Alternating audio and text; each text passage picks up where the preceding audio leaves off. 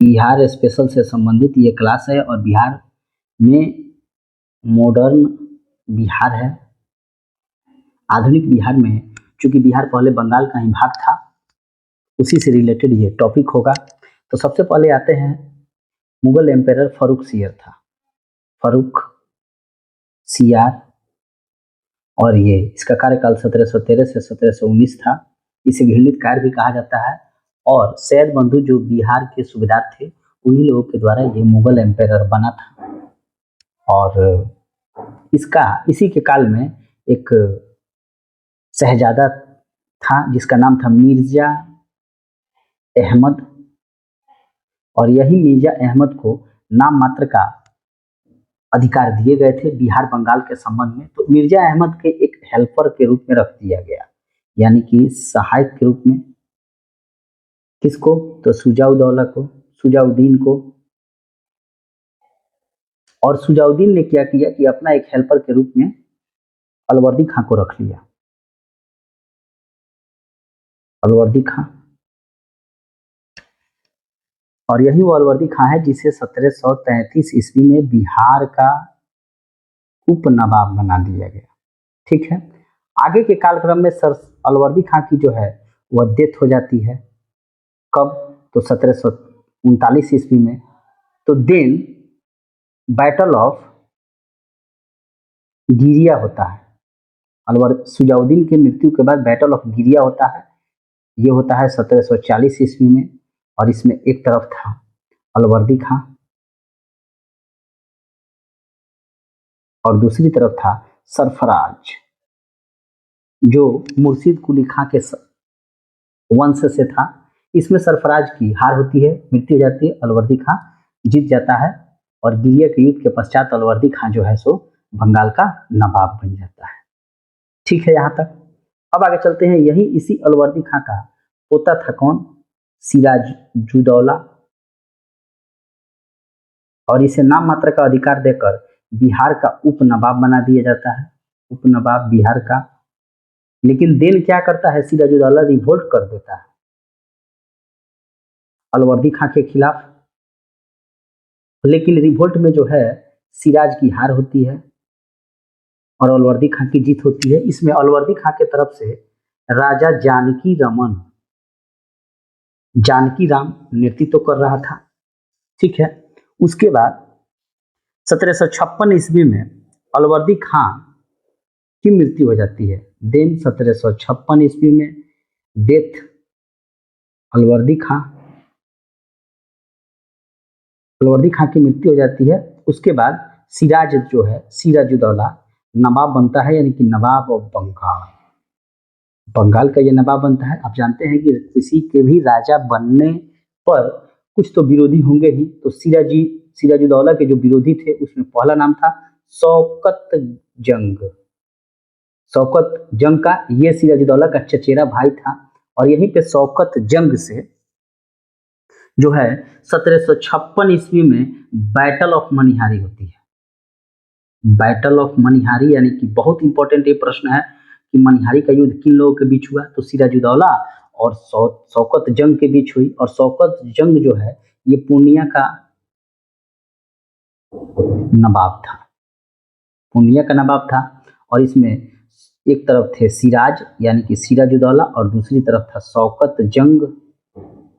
और यहाँ पे शौकत जंग की हार होती है और इसको सिराजुद्दौला ने मार दिया, और सिराज की इसमें विजय होती है। दूसरा इसका विरोधी था सिराजुद्दौला का घसीटी बेगम। घसीटी बेगम, और ये जो थी सिराजुद्दौला की मौसी थी, और इसने क्या किया? गो टू जेल, जेल में इसको भेज दिया। तीसरा सिराजुद्दौला का जो प्रतिद्वंदी था वह था मीर जाफर, जो सेनापति के पद पर था, यानी कि कमांडर था। तो सिराजुद्दौला ने इसे कमांडर के पद से हटा दिया, और इसके जगह पर सिराजुद्दौला ने मीन मदान को सेनापति बना दिया। और यही वो मीर मदान है जो प्लासी के युद्ध में लड़ते हुए मारा गया। ठीक है। अब आगे चलते हैं। बहुत ही इंपॉर्टेंट प्रश्न है। 23 जून 1757 को बैटल ऑफ प्लासी होती है, बैटल ऑफ प्लासी। और इस प्लासी के युद्ध में एक तरफ था सिराज यानी कि सिराजुद्दौला और दूसरी तरफ था रॉबर्ट क्लाइव। इसमें सिराज की हार होती है और उसकी हत्या कर दी जाती है। रॉबर्ट क्लाइव यहाँ पे जीत जाता है और सिराज जो है जनरली जो ये मीर जाफर था और उसका लड़का मीरन दोनों ने कहा कि रॉबर्ट क्लाइव जो है बहुत बड़ी फौज लेकर आया है और आप जो है प्लासी के मैदान से भाग जाइए क्योंकि हम लोग हार रहे हैं। तो ऐसी स्थिति में सिराजुद्दौला पालकी में बैठकर भागता है और जब वहां से दूर चला जाता है तो मीरन ने सिराजुद्दौला का सर काट दिया। देन प्लासी के युद्ध के बाद अवार्ड के रूप में चूंकि धोखेबाज जो मीर जाफर था, मीर जाफर इसको क्या नवाब ऑफ बंगाल बनाया गया रॉबर्ट क्लाइव के द्वारा। और यहीं पे क्लाइव मीर जाफर के साथ पटना विजिट करता है यानी कि पटना आता है रॉबर्ट क्लाइव। और मीर जाफर का जो बेटा था मीरन जिसने सिराजुद्दौला का सर काटा था, तो मीरन को जो है उप नवाब और वो भी नाम मात्र का पटना का बनाया गया यानी कि बिहार का नाम मात्र का बनाया गया पटना का। ठीक है, जबकि वास्तविक सत्ता जो थी बिहार की, जो मतलब उप नवाब की, वह किसके हाथों में थी तो राम नारायण यानी कि राम नारायण के पास थी पहले। नेक्स्ट चलते हैं हम लोग। नेक्स्ट आता है इन सर्कल ऑफ पटना। ये काफी इंपॉर्टेंट है। इन सर्कल ऑफ पटना का मतलब होता है पटना का घेरा। पटना का घेरा डाला 1760 ईस्वी में अली गौहर, मुगल एम्पायर था अली गौहर, और इसका अन्य नाम है शाह आलम द्वितीय। इसने पटना का घेरा डाला लेकिन मेजर जो नॉक्स था, नॉक्स अंग्रेजों का, उसने ये जीत गया और अली गौहर हार गए। उसके बाद बिहार का जो अभियान है वो अली गौहर का यहाँ से खत्म हो जाता है। ठीक है, यह वही अली गौहर है जो अंग्रेजों की सहायता से, अंग्रेजों के हेल्प से मुगल बादशाह बना था और अली गौहर का ही राज्याभिषेक जो है पटना के अंग्रेजों के फैक्ट्री में हुआ था, पटना फैक्ट्री। ठीक है, ये इंपॉर्टेंट है, ये प्रश्न आ सकता है कि वो कौन सा था मुगल बादशाह जिसका पटना फैक्ट्री में राज्याभिषेक हुआ था, तो वो अली गौहर था यानी कि शाह आलम द्वितीय। ठीक है, अब यहां से आगे बढ़ती है कहानी।